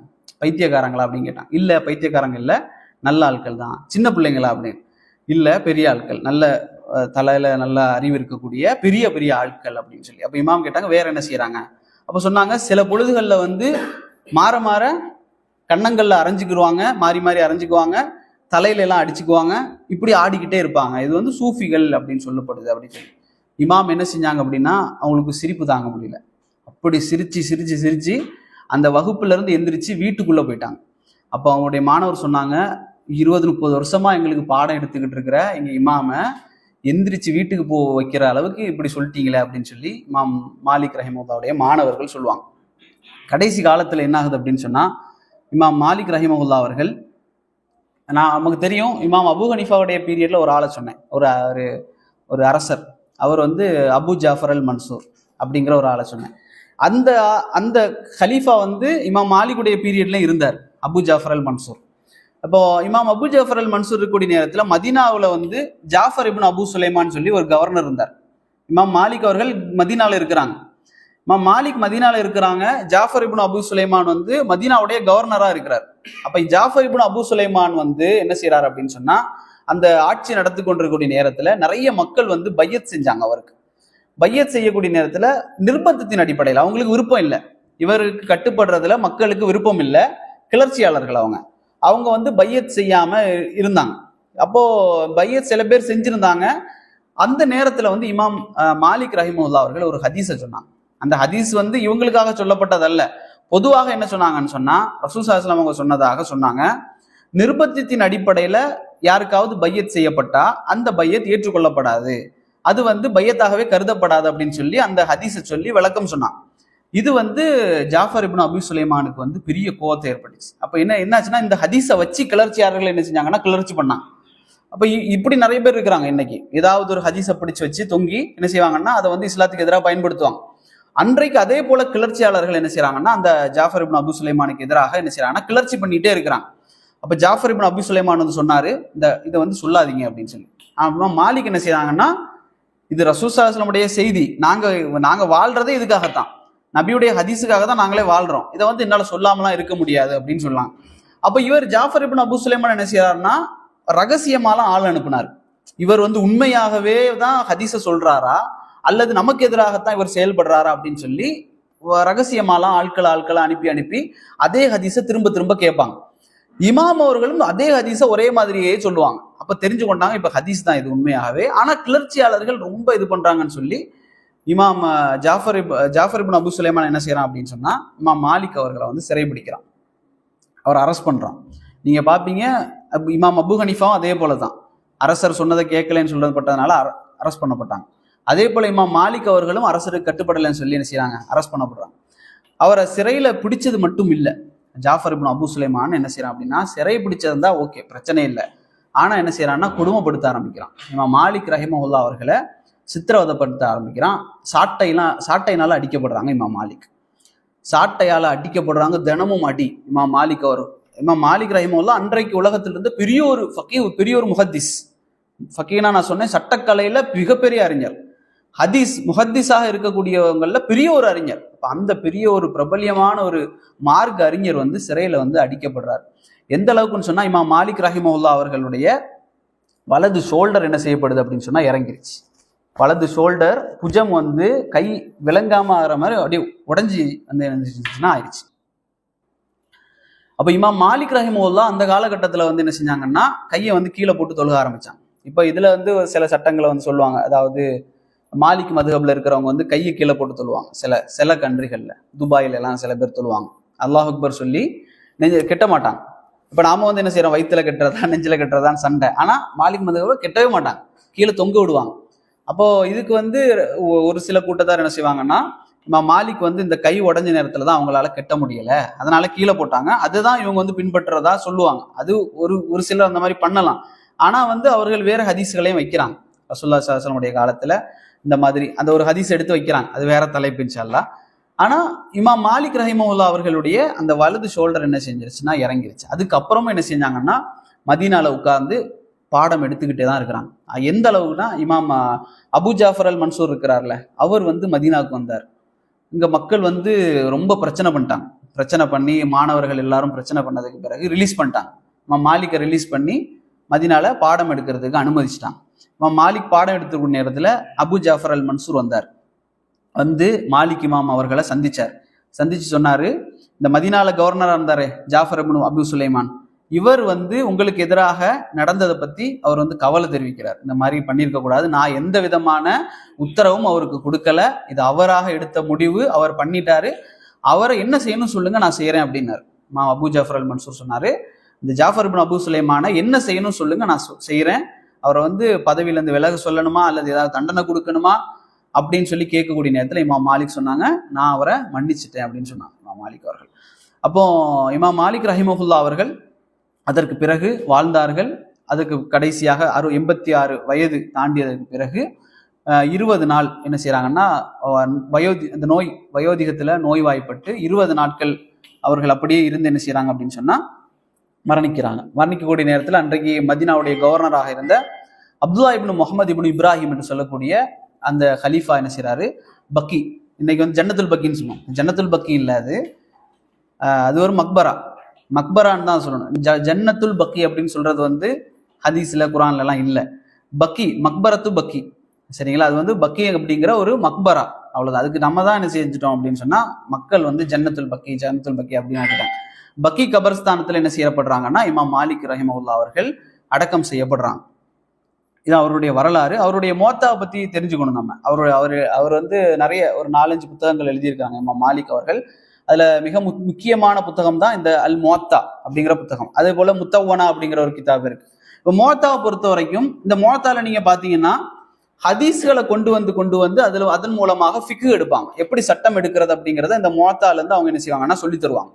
இந்த மோத்தாவுடைய அர்த்தம் நான் சொன்னேன், ஏற்றுக்கொள்ளப்பட்டது. எல்லா உலமாக்களும் 70க்கு மேற்பட்ட உலமாக்கள்கிட்ட கொடுத்து சரி பார்த்து ஏற்றுக்கொள்ளப்பட்ட நூலாக இருக்கிறதுனால அந்த பெயரே வச்சாங்க, ஏற்றுக்கொள்ளப்பட்டது. அதே போல எளிதாக்கப்பட்டது அப்படிங்கிற பெயரை கொண்டு அல் மோத்தா அப்படின்னு சொல்லி வச்சாங்க. இதுக்கு வந்து ஷரஹ்லாம் இருக்கு, இதுக்கு விரிவுரைகள்லாம் இருக்கு. அதுல மிக முக்கியமான விரிவுரை வந்து தம்ஹீத் அப்படிங்கிற ஒரு விரிவுரை. தம்ஹீத் அப்படின்னு இமாம் இப்னு அப்துல் பர் அவங்க எழுதியிருக்காங்க. விரிவுரை எல்லாம் இருக்கு. அப்ப இதுதான் என்ன, ஃபிக்ஹ் அடிப்படையில தொகுக்கப்பட்ட முதல் கிதாப். சட்டத்தை படிக்கிறதுக்காக இந்த உலகத்தில் ரசூலுல்லாஹி ஸல்லல்லாஹு அலைஹி வஸல்லம் காலத்துக்கு பிறகு தொகுக்கப்பட்ட முதல் சட்ட புத்தகம் வந்து என்னன்னா இந்த முவத்தா. இமாம் ஷாஃபி இடத்துல கேட்பாங்க இந்த புத்தகம் எப்படிப்பட்டது அப்படின்னு சொல்லி. அதுக்கு கால ஷாஃபி ரஹிமஹுல்லா சொல்லுவாங்க, லா ஆலம் கிதாபன் ஃபில் இல்மி, எனக்கு தெரியாது, கிதாபன் ஃபில் இல்மி அக்ஸரு சவாபன், ரொம்ப நிறைய சவாப் உள்ள ஒரு புத்தகத்தை வந்து எனக்கு தெரியாது, மின் கிதாபி மாலிக், இமாம் மாலிக்குடைய மோத்தா புத்தகத்தை தவிர வேற எதுவும் எனக்கு தெரியாது அப்படின்னு சொல்லுவாங்க. அதுதான் இமாம் இப்னு கசீர் சொல்லுவாங்க, இமாம் மாலிக்குடைய காலத்துல அதுதான் சிறந்த புத்தகம், அதுக்கு பிறகு சிறந்த புத்தகம்னா இமாம் புகாரியுடைய சஹீல் புகாரி தான் அப்படின்னு சொல்லுவாங்க. அப்ப இந்த மோத்தால வந்து நீங்க பாத்தீங்கன்னா சிறப்பான விஷயங்கள் என்னன்னா, ஹதீஸ்களை வந்து முழுசா கொண்டு வந்து அதுல இருந்து சட்டம் எடுக்கிற ஒரு விஷயம் இருக்கும். ரெண்டாவது, ஒரு சட்டத்தை சொல்லுவாங்க, அந்த சட்டத்தை சொன்னதற்கு பிறகு அந்த சட்டத்துக்கு எதெல்லாம் ஹதீஸுகள் உடன்பாடாக இருக்குதோ அந்த ஹதீஸ்களை எல்லாம் கொண்டு வருவாங்க. இது ஒரு சிறப்பு. மூணாவது வந்து ஹதீஸ்ல விளக்கம் கிடைக்காத நேரத்துல என்ன செய்வாங்க அப்படின்னு சொன்னா, ஃபர்ஸ்ட் நம்ம என்ன செய்யணும், குரான்ல இருந்து விளக்கம் எடுப்பாங்க. குரான்ல என்னெல்லாம் விளக்கம் இருக்கோ அதை கொண்டு வருவாங்க. இரண்டாவது, ஹதீஸ்ல விளக்கம் கிடைச்சுன்னா அதை கொண்டு வருவாங்க. குரான் ஹதீஸ்ல விளக்கம் கிடைக்காத நேரத்துல என்ன செய்வாங்கன்னா அமல் அஹ்லுல் மதீனான்னு சொல்லுவாங்க. மதீனாவாசிகள் செய்யக்கூடிய அமல், இது அவருடைய ஒரு இஜ்திஹாத், அவருடைய முடிவு. இமாம் மாலிக் என்ன செய்வாங்கன்னா அஹ்லுல் மதீனா, மதீனாவாசிகள் செய்யக்கூடிய காரியங்களை வந்து ஆதாரமா எடுப்பாங்க. இது ஒரு விஷயம் அவங்க பண்ணது. மதீனாவாசிகள் பண்ணாத சிலதை யாராவது பண்ணாங்க அப்படின்னு சொன்னா மார்க்கம் இல்லை அப்படிம்பாங்க. ஏன்னா ரசூல் ஸல்லல்லாஹு காலத்தோடு நெருக்கம். இன்னைக்கு நம்ம அப்படி பார்க்க முடியாது. ரசூல்லாவோட காலத்தோட நெருக்கமா இருக்கக்கூடிய ஊரு, ஒரு 100 வருஷம் கூட ஆகல. அப்படி இருக்கக்கூடிய இந்த ஊர் வந்து ரசூல்லா செய்யாத ஒன்றை செய்யுமா அப்படிங்கிற ஒரு சட்டத்தை வந்து இமாம் மாலிக் அவர்கள் எடுத்தார்கள். அதுக்கு பிறகு இஜ்மா அப்படிங்கிறத ஒன்று எடுப்பாங்க. கியாஸ் அப்படிங்கிறது, நான் இது இஜ்மா கியாஸை பத்தி நான் சொல்றேன் இன்ஷா அல்லாஹ். அதே போல இஸ்திஹ்சான் அப்படிங்கிறது இருக்கு. இதெல்லாம் வந்து இமாம் மாலிக் அவர்கள் இந்த முவத்தால கடைபிடித்த விஷயங்கள். அதே போல இந்த கிதாப்ல பாத்தீங்கன்னா ரசூல் ஸல்லல்லாஹு அலைஹி வஸல்லம் செய்திகள் வரும். மர்ஃபூ நம்ம படித்தோம், மர்ஃபூவான செய்திகள் வரும். அதே போல மௌகூஃப், அதாவது சஹாபாக்களை தொட்டு வரக்கூடிய செய்திகள் வரும். அதே போல மக்தூ, தாபீன்களுடைய செய்திகள் வரும். முர்சலான செய்தி, ஒரு ஆள் விடுபட்டு, சஹாபாக்கள்ல ஒருத்தர் விடுபட்டு வரக்கூடிய செய்திகள், உமரதையாவுடைய தீர்ப்புகள், மதீனாவுடைய காதி அவருடைய தீர்ப்புகள், இதே போல விஷயங்களை எல்லாத்தையும் சேர்த்து என்ன செய்யறாங்கன்னா இந்த முவத்தா அப்படிங்கிற கிரந்தத்தை தொகுறாங்க. இதுலயே நீங்க பாருங்க, யார்கிட்ட இருந்தாலும் அவர் செய்தி எடுக்க மாட்டார். இமாம் மாலிக் வந்து அன்றைய காலத்திலேயே ஹதீஸ்களை வந்து சட்டம் பிரிச்சாங்க. மந்த புத்தி உள்ள ஆள்கிட்ட இருந்து ஹதீஸ் எடுக்க மாட்டாங்க, நிர்வாக திறமை இல்லாத ஆள்கிட்ட இருந்து எடுக்க மாட்டாங்க, மனோ இச்சையின்படி அவங்க பேசக்கூடிய ஆளாக இருந்தா அவர்கிட்ட இருந்து எடுக்க மாட்டாங்க, மக்களிடையே பொய் சொல்லக்கூடியவர் அவர்கிட்ட இருந்து செய்தி எடுக்க மாட்டாங்க, அறிவில்லாத வணக்கசாலி, நல்ல இபாதத் செய்வாரு ஆனா அறிவு இருக்காது, இவர்கிட்ட இருந்து என்ன செய்ய மாட்டாங்கன்னா செய்திகளை எடுக்க மாட்டாங்க. ஹவாரிஜிகள், ஷியாக்கள், முர்ஜியா, கதரியா போன்ற வழிகட்ட கூட்டம் யார்கிட்ட இருந்துமே இமாம் மாலிக் அவர்கள் செய்தி எடுக்க மாட்டாங்க. இதை வந்து தவிர்க்கக்கூடியவர்களாக அவர்கள் இருந்தார்கள். அப்ப இமாம் மாலிக்குடைய அந்த முவத்தால வந்து 61 அத்தியாயங்கள் 703 பாடத்தலைப்புல வந்து வடிவமைச்சிருக்காங்க. நீங்க இதுல ஒண்ணு புரியணும், இமாம் மாலிக் ரஹிமஹுல்லா அவர்களை நான் வந்து படிக்கக்கூடிய நேரத்துல நாம புரியணும், நாம எதுக்காக இவர்களை படிக்கணும். நிறைய பேர் வந்து என்ன சொல்லுவாங்கன்னா, சஹாபாக்களை பத்தி பேசுங்க, ரசூல் ஸல்லல்லாஹு அலைஹி வஸல்லம் வரலாறை பேசுங்க, நபிமார்களை பேசுங்க, இமாம்களுடைய வரலாறை எதுக்கு பேசணும், அவர்கள்ட்ட இருந்து என்ன படிப்பினை அப்படிங்க. ரசூல் ஸல்லல்லாஹு அலைஹி வஸல்லம் அவர்கள் ஒரு ஹதீஸ்ல சொன்னாங்க, அதாவது என்னுடைய சமுதாயத்துல வந்து ஒரு கூட்டம் வந்து வெளிப்படையாக இருந்துகிட்டே இருக்கும் அப்படின்னா. நல்லா கேட்கணும், ரசூல் ஸல்லல்லாஹு அலைஹி வஸல்லம் சொன்னாங்க, என்னுடைய உம்மத்துல ஒரு கூட்டம் என்ன செய்யும் அப்படின்னு சொன்னா வெளிப்படையாக, லாஹிரீன அலல் ஹக், லாஹிரீன அப்படின்னு சொன்னா வெளிப்படையா, மறைச்சுலாம் இல்லாம வெளிப்படையாக ஒரு கூட்டம் ஹக்குல, அலல் ஹக்குல வந்து இருந்துகிட்டே இருக்கும், சத்தியத்துல ஒரு கூட்டம் இருந்துகிட்டே இருக்கும் அப்படின்னு சொல்லி ரசூல் ஸல்லல்லாஹு அலைஹி வஸல்லம் அவர்கள் சொன்னார்கள். மறைஞ்சு இருக்காது. அப்ப இதுல இருந்து நமக்கு என்ன தெரியும் அப்படின்னு சொன்னா, ரசூல்லாவுடைய காலம் தொட்டு அதுக்கு பின்னால வந்த சஹாபாக்கள், தாபீன்கள், தபா தாபீன்கள் முதல் இன்றைக்கு வரைக்கும் ஒரு கூட்டம் என்னதுன்னா ஹக்குல இருந்துகிட்டு தான் இருக்கும்னு சொல்றாங்க ரசூலுல்லாஹ். ஒரு நாள் அது இல்லாம போகாது. அப்ப ரசூலுல்லாஹ் வந்து எதுக்கு சொல்றாங்கன்னா, நமக்கு இன்னைக்கு ஒரு பிரச்சனைன்னு வைங்களேன், ஒருத்தர் வந்து கந்தூரி கூடாதுன்றாரு, ஒருத்தர் கூடுன்றாரு, அல்லது ஒருத்தர் வந்து தர்காக்கு போலான்றாரு, அல்லது இங்க போலான்றாரு, அல்லது வேற விஷயங்கள், மௌலூது, ஃபாத்திஹா, சூனியம், அது இது மாதிரிலாம் இருக்கு. இந்த எல்லா விஷயங்களுக்கும் யார் சரியா சொல்றா, யார் வந்து தப்பா சொல்றா, இந்த ரெண்டுல வந்து நமக்கு குழப்பம். இப்ப நாம என்ன செய்யணும்னா லேசா கண்டுபிடிச்சிடலாம். ஏன்னா ரசூலுல்லாஹ் சொல்றாங்க வெளிப்படையாக ஒரு கூட்டம் ஹக்குல இருந்துகிட்டே இருக்கும்ன்றாங்க. நம்ம என்ன செய்யணும்னா இந்த கருத்து, நாம சொல்லக்கூடிய கருத்து இதுக்கு முன்னால காலத்துல யாராவது சொல்லியிருக்கிறாங்களா அப்படின்னு பார்க்கணும். அதுக்கு முன்னால யாராவது சொல்லியிருக்கிறாங்களா, அதுக்கு முன்னால யாராவது சொல்லியிருக்கிறாங்களா இப்படின்னு பார்த்து 200 ஹிஜ்ரிக்கு மேல போகணும். நாம வந்து என்ன செய்யலாம் அப்படின்னா லேசாக்குறதுக்காக இந்த 1200 விட்டுருங்க, உங்களுக்கு முன்னாடி வாழ்ந்த காலகட்டத்தை எல்லாம் விட்டுட்டு இந்த 200 ஹிஜ்ரி இருக்குல்ல, 200 ஹிஜ்ரிக்கு உள்ள 190, 180, 170 இது யாருடைய காலகட்டம்? சஹாபாக்கள், தாபீன்கள், தபா தாபீன்கள். ரசூலுல்லாஹ் சொன்னாங்கல்ல, ஹைருன் நாசி கர்ணி சும்மல்லதீன எலுனகும் சும்மல்லதீன எலுனகும், மக்கள்லேயே சிறந்த சமுதாயம் என்னுடைய கூட்டம் சஹாபாக்கள், அதுக்கு பிறகு வந்த தாபீன்கள், அதுக்கு பிறகு வந்த தபா தாபீன்கள். அதுலதான் இமாம் மாலிக் அவர்கள் வர்றாங்க தபா தாபீன்களுடைய பட்டியல்ல. அப்ப இந்த 3 காலகட்டம் சிறந்த காலகட்டம். நமக்கு யாருக்காவது சந்தேகம் இருக்கா சஹாபாக்கள் வழிகேட்டுல இருந்தாங்க? இல்ல, சஹாபாக்கள் எல்லோரும் நேர்வழியில இருந்தாங்க அப்படிங்கிறது தெளிவானது. அதுல யாருக்கும் மாற்றுக்கிறதே இருக்காது. யாராவது ஒருத்தர் வந்து சஹாபாக்கள்ல இவங்க வந்து வழிகேட்டுல இருந்துட்டாங்கன்னு சொன்னா அவர் தான் வழிகேடர். அப்ப நமக்கு தெளிவா தெரியும் சஹாபாக்களுடைய காலகட்டத்துல எந்த வழிகேடும் இல்லை அப்படிங்கிறது. அப்ப ஆமா, அப்போ சஹாபாக்கள் வழிகேட்டுல இல்லாத நேரத்துல நாம என்ன செய்யலாம் அப்படின்னா ஈஸியா நம்ம சொல்லக்கூடிய கருத்தை அங்க கொண்டு போய் சேர்த்து பார்க்கணும், ஃபில்டர் பண்ணி பார்க்கணும். இது அவங்க சொன்னாங்களா அல்லது அந்த காலத்துல வேற யாராவது சொல்லியிருக்காங்களா இப்படின்னு சொல்லி நம்மளுடைய எல்லா கருத்தையும் அங்க கொண்டு போட்டு அந்த சிறந்த சமுதாயத்துல இருக்கிறவங்க என்ன சொன்னாங்க அப்படிங்கிறத நம்ம பார்க்கணும். இப்ப நம்ம பார்க்கக்கூடிய நேரத்துல சஹாபாக்கள் இந்த கருத்தை சொல்லல, அன்றைக்கு இருந்த ஹவாரிஜிகள் இந்த கருத்தை சொல்லியிருக்காங்க. அன்றைக்கு இருந்த ஷியாக்கள் இந்த கருத்தை சொல்லியிருக்கிறான், கதிரியா இந்த கருத்தை சொல்லியிருக்கான், அல்லது முர்ஜியா அல்லது ஜஹ்மியா யாராவது ஒருத்தர் இந்த கருத்தை சொல்லியிருக்கிறான் அப்படின்னா என்ன செய்யணும்னா, நாம சொன்ன இந்த கருத்தை ரசூலுல்லாஹ்வுடைய தோழர்கள் யாருமே சொல்லலை, இதுக்கு மாத்தமா சொல்லியிருக்கிறாங்க. இன்னொரு பக்கத்துல இருக்கிற அந்த வழிகட்ட கூட்டம் தான் என்ன செஞ்சிருக்கு, நம்மளுடைய கருத்தை அப்படியே சொல்லியிருக்கு. நாம என்ன செய்யணும், அந்த கருத்தை அப்படியே தூக்கி ஒதுக்கி வச்சுட்டு, நமக்கு மூளையில சரியான இல்மு நமக்கு இல்லை, சரியான அறிவு நமக்கு இல்லை அப்படிங்கிறத நாம உணர்ந்துட்டு என்ன செய்யணும்னா, அந்த சரியான கருத்தை பின்பற்றிட்டு போகணும், அல்லது வாய் மூடிட்டு என்ன செஞ்சிடணும், இருந்து கொள்ளணும். இதுதான் என்ன இன்றைய காலத்துல பிரச்சனைகளை தீர்ப்பதற்கான ஒரு வழிமுறை. அப்போ இமாம் மாலிக் ரஹிமஹுல்லாவுடைய காலத்தை பொறுத்த வரைக்கும் நாம பார்த்தோம், அவங்க ஹிஜ்ரி 93ல பிறக்கிறாங்க, 179ல மரணிக்கிறாங்க. இந்த காலகட்டம் சிறந்த காலகட்டங்கள்ல ஒன்று தான். சின்ன சின்ன மசாயில்கள் இருக்கலாமே தவிர அக்கீதா ரீதியாக கொள்கை அடிப்படையில எந்த விதமான வழிகேடும் இல்லாத ஒரு கூட்டமாக அவர்கள் இருந்தார்கள்.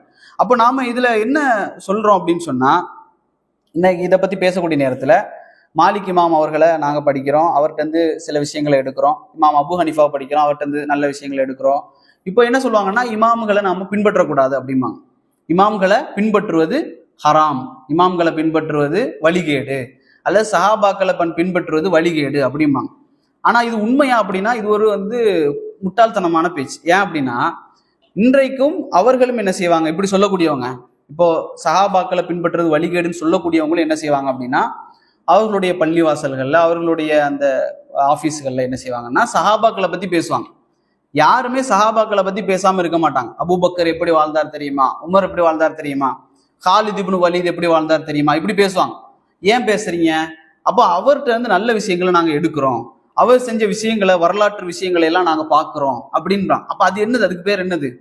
ஒரு அபூபக்கர் இப்படி இப்படி பண்ணாரு, இப்படி இப்படி வாழ்ந்தாரு, அப்போ அதே மாதிரி நீங்களும் வாழுங்க அப்படின்னு சொல்லுவாங்க பயான்கள்ல. ஆனா என்ன செய்வாங்க, சஹாபாக்களை பின்பற்றக்கூடாதுன்னு இந்த சைடு சொல்லுவாங்க. அப்போ சஹாபாக்கள் இப்படி இப்படி எல்லாம் வாழ்ந்தார்கள்னா எதுக்கு சொல்லணும், அதை பின்பற்றணும் நம்ம. அதுக்காக தான் நம்ம இப்போ உதாரணமா, எனக்கு ஒரு வாப்பா தந்தை இருக்கிறார் அப்படின்னு சொன்னா, நான் தொழுகை போக மாட்டேங்கிறேன், நோன்பு வைக்க மாட்டேங்கிறேன் அப்படின்னா, ஒருத்தர் என்கிட்ட சொல்றாரு, உங்க வாப்பா எவ்வளவு நல்லவர், அவர் தொழுகையாளி, நோன்பு வைக்கிறாரு, தான தர்மம் செய்யறாரு, நல்ல அழகா பேசுறாரு, அகலாக்கோட இருக்கிறாரு, அவரை மாதிரி நீ இரிய அப்படின்னு ஒருத்தர் சொன்னா, நான் அது எப்படி, என்னோட வாப்பாவை நான் பின்பற்ற மாட்டேன், அது வழிகேடு, ரசூல்லாவை தான் நான் பின்பற்றுவேன் இப்படின்னு சொன்னா அது ஒரு முட்டாள்தனமான பேச்சு. அப்ப நாம என்ன செய்யறோம்னா, என்னுடைய வாப்பா ரசூல்லாவை பின்பற்றினாங்களா அப்படிங்கிறத நம்ம பார்ப்போம். அப்ப என்னுடைய வாப்பா ரசூல்லாவை பின்பற்றி நடந்தாங்கன்னா, என்னுடைய வாப்பாவை நான் பின்பற்றுறதும் நபியை பின்பற்றுறது தான். சஹாபாக்கள் ஒண்ணு செய்யறாங்க, சஹாபாக்களுடைய ஒரு ஒருமித்த கருத்து இருக்குது, அவங்க சொன்னது சரியாகத்தான் இருக்கும், ஏன்னா நபியோட படிச்சாங்க அப்படிங்கிறதுக்காக சஹாபாக்களுடைய கூற்று நாங்க எடுக்கிறோம், சஹாபாக்களுடைய விஷயங்களை நாங்க அதே மாதிரியே செய்யறோம் அப்படின்னு சொன்னா அது என்னதான், நபி அவர்களை பின்பற்றுவதாகத்தான் ஆகும். அப்போ சஹாபாக்களை பின்பற்றுறது வழிகேடு அப்படின்னு சொல்றது மாதிரி, இமாம்களை, இந்த இமாம் மாலிக், இமாம் அபு ஹனிஃபா ரஹிமஹுல்லா இவர்களிடத்துல இருந்து நல்ல விஷயங்களை எடுத்து பின்பற்றுவது தப்பு கிடையாது. ஒரு குர்ஆன்ல ஒரு வசனம் வரும், வஸ்ஸாபிகூனல் அவ்வலூன மினல் முஹாஜிரீன வல் அன்சார் வல்லதீன தபஊஹும் பிஹ்சானா. அல்லாஹ் என்ன சொல்றான்னா, வஸ்ஸாபிகூனல் அவ்வலூன மினல் முஹாஜிரீன வல் அன்சார், அன்சாரிகள்ல இருந்தும் முஹாஜிர்கள்ல இருந்தும், மக்காவாசிகள்ல இருந்தும் மதீனாவாசிகள்ல இருந்தும் முந்தியவர்களும் முதலாமானவர்களும், வஸ்ஸாபிகூனல் அவ்வலூன மினல் முஹாஜிரீன வல் அன்சார் வல்லதீன தபஊஹும், அல்லாஹ் சொல்லுவான் இத்தபஊ, இத்திபான்னு சொல்லுவான் அந்த வசனத்துல. இத்திபானா என்னன்னா பின்பற்றுறது. இப்ப நான் பார்த்தோம் தாபீன்கள், தாபீன்கள், தாபி அப்படின்னு சொன்னா பின்பற்றுறது. அப்போ இத்திபான்னு சொன்னா பின்பற்றுறது. அல்லாஹ் சொல்றான், அவர்களை வல்லதீன தபஊஹும் பிஹ்சானா, நல்ல முறையில அவர்களை பின்பற்றியவர்களையும் கொண்டு அல்லாஹ் என்ன செஞ்சுட்டான்னா திருப்தி அடைந்தான். ரலியல்லாஹு அன்ஹும் வரது அன்ஹும் சொல்லுவான். அவர்களை குறித்து அல்லாஹ் திருப்தி அடைந்தான் அப்படின்னு சொல்லப்படுது. இந்த இடத்துல அல்லாஹ் நேரடியா சொல்றான் அவர்களை பின்பற்றுறது சம்பந்தமா, முஹாஜிர்களையும் அன்சாரிகளையும் பின்பற்றுவதை கொண்டு நல்ல முறையில். இதுக்கு ஆரம்ப காலத்துல என்ன விளக்கம் கொடுத்தாங்க அப்படின்னு சொன்னா, இஹ்சான்கிற வார்த்தை வருதே, பி இஹ்சானா அப்படிங்கிற வார்த்தைக்கு அர்த்தம் என்னதான், சஹாபாக்கள் நல்லது பண்ணியிருப்பாங்கல்ல அதுல மட்டும் பின்பற்றுறது, கெட்டது பண்ண விஷயங்கள்ல பின்பற்றாம இருக்கிறது அப்படின்னு சொல்லுவாங்க. ஆனா இப்போ அவங்களும் மறுத்துட்டாங்க. ஏன்னா பிஹ்சான் அப்படிங்கிறது என்னன்னா நல்ல முறையில், நல்ல விஷயத்திலுங்கிறது வேற, நல்ல முறையில் அப்படிங்கிறது வேற. இப்போ வாப்பா நம்மள்ட்ட தொலை சொல்லிட்டே இருக்காரு, இன்ஷா அல்லாஹ் வாப்பா நான் போறேன் அப்படின்னு சொல்றதுதான் இஹ்சான். இல்ல வாப்பா என்ன போட்டு ஒரு டார்ச்சர் பண்றாரு இப்படின்னு சொல்லிட்டு போறது இஹ்சான் இல்ல. இஹ்சான் அழகிய முறையில பின்பற்றுறது. அப்போ இஹ்சானோடு யார் சஹாபாக்களை பின்பற்றுகிறார்களோ அவர்களை குறித்து அல்லாஹ் என்ன செஞ்சுட்டான், ரலியல்லாஹு அன்ஹும் வரது அன்ஹு அப்படின்னு சொல்றான். அதே போல இன்னொரு வசனத்துல அல்லாஹ் ரப்பல் ஆலமீன், இது 9வது அத்தியாயத்தினுடைய சூரா தௌபாவுடைய 100வது வசனம், அதே போல இன்னொரு வசனம் சூரத்து நிசால வருது, 113 நினைக்கிறேன். கைரு சபீலில் முஃமினீன் அப்படின்னு சொல்லுவான் அல்லாஹ். யார் நேர்வழி இது என்று தெரிந்த பின்னர் நபியையும் அவரோடு இருந்த அந்த தோழர்களையும், சபீலில் முஃமின்கள் இருந்த அந்த பாதையையும் விட்டு விலகி போறாரோ அவர் நரகத்துல தன்னுடைய இடத்தை ஆக்கிட்டார் அப்படின்னு சொல்லி அந்த குர்ஆன் வசனம் சொல்லும். அதே போல உங்களுக்கு தெரியும் சூரத்துல் ஃபாத்திஹா என்ன வருது? அல்ஹம்துலில்லாஹி ரப்பில் ஆலமீன் அர்ரஹ்மானிர் ரஹீம் மாலிகி யௌமித்தீன் இய்யாக நஅபுது வ இய்யாக நஸ்தஈன். அடுத்தது என்ன? இஹ்தினஸ் ஸிராத்தல் முஸ்தகீம். இது என்ன அர்த்தம்? இஹ்தினஸ் ஸிராத்தல் முஸ்தகீம்னா என்ன? டெய்லி ஓதுறோமே 5 வேளை. இஹ்தினஸ் ஸிராத்தல் முஸ்தகீம் இல்ல, இஹ்தினஸ் ஸிராத்தல் முஸ்தகீம் அப்படின்னு சொன்னா நேர்வழியில போனவர்களுடைய பாதையை எனக்கு காட்டுன்னு கேட்கறது எல்லா இடத்துல. சிராத் அல்லதீன அன்அம்த அலைஹிம் கைரில் மக்தூபி அலைஹிம் அப்படின்னு சொல்லி சொல்லுவோம். அது என்னன்னா, யாரெல்லாம் வழிகேட்டில் போனாங்களோ அவங்களுடைய வழியை எனக்கு காட்டிராத, யாரெல்லாம் நேர்வழியில போனாங்களோ அவர்களுடைய வழியெல்லாம் எனக்கு காட்டு அப்படின்னு சொல்ற துவா. இந்த நேர்வழியில யாரெல்லாம் வருவாங்கன்னா நபிமார்களும் வருவாங்க, சஹாபாக்களும் வருவாங்க, சஹாபாக்களை பின்பற்றி அவர்களோட வழியில நடந்த எல்லாருமே வருவாங்க. அந்த வழியை எனக்கு காட்டுன்னு சொல்லி சூரத்துல் ஃபாத்திஹால நம்ம கேட்கிறோம். அதனால தான் என்ன செய்யறோம்னா இந்த வரலாறுகளை என்ன செய்யறோம், இமாம் மாலிக், இமாம் அபு ஹனீஃபா இவர்கள் எல்லாம் நேர்வழி பெற்ற இமாம்கள். இன்றைக்கும் இமாம் மாலிக் அவர்களை உலகமே பேசும். இன்னைக்கு எத்தனை வருஷம் ஆச்சு? அவங்க 93 பிறகுறாங்கன்னா இன்னைக்கு 1447, 1350 வருஷத்துக்கு மேல ஆயாச்சு. ஆனாலும் இமாம் மாலிக் ரஹிமஹுல்லா அவருடைய பேரை இன்றும் உலகம் முழுக்க என்ன செய்யப்படுது, பேசப்படுது. அப்படின்னு சொன்னா அல்லாஹ் ரப்புல் ஆலமீன் அந்த கண்ணியத்தை என்ன செஞ்சிருக்காங்கன்னா கொடுத்து வச்சிருக்கான். இப்ப எதுக்காக இவர்களுடைய வரலாறுகளை நம்ம படிக்கக்கூடிய நேரத்துல சஹாபாக்கள், தாபீன்கள், தபா தாபீன்கள் இவர்களுடைய அகீதா, இவர்களுடைய கொள்கையை நாங்க தெளிவா படிக்கணும். அவர்கள் இருந்த கொள்கை என்ன அப்படிங்கிறத படிக்கக்கூடிய நேரத்துல இன்றைக்கு வழிகேட்டில் இருக்கக்கூடிய எல்லா கூட்டங்களும் இதுக்கு மாத்தமாக தான் இருக்கு. இமாம் மோத்தாவை எடுத்து படிச்சாலும், அதுக்கு புகாரி எடுத்து படிச்சாலும், முஸ்லீம் எடுத்து படிச்சாலும், அதுக்கு முன்னால இருந்த எந்த புத்தகங்களை எடுத்து படிச்சாலும் இன்றைக்கு இருக்கக்கூடிய எல்லா வழிகட்ட கூட்டங்களும் இதுக்கு மாத்தமா இருக்கும். இதுக்குதான் நான் இவ்வளவு நேரம் பேசுனது.